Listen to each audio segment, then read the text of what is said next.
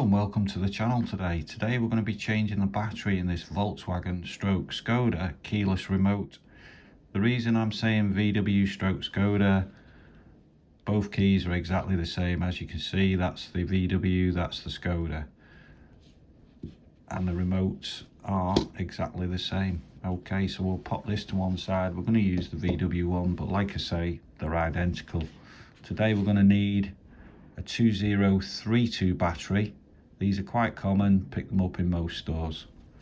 Okay, let's get straight into it. So this one's quite an easy one, to be fair. We'll flip the remote over and a little silver button here, so if we press that in, releases the emergency key.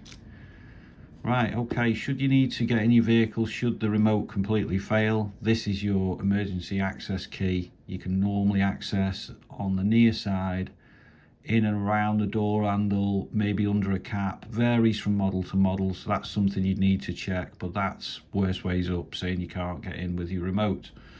Okay, we'll pop that to one side. So quite a straightforward one. We'll flip it over and we get a small screwdriver and we'll just go in there and we'll just carefully, as you can see, the back released quite easily.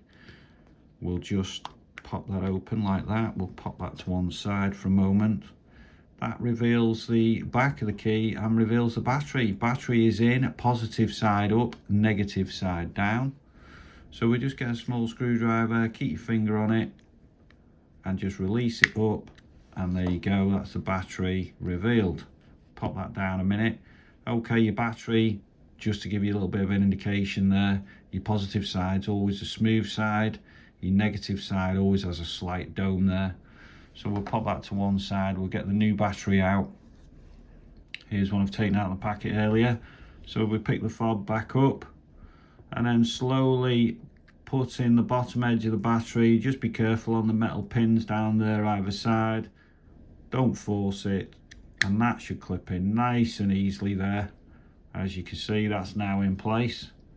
And we get the back of the key.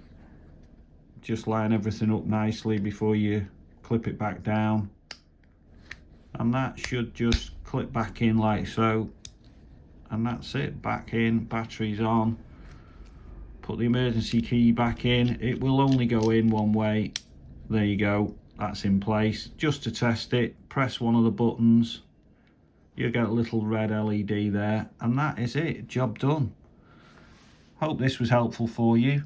Please watch our other videos and please give us a like and subscribe, and we'll see you next time.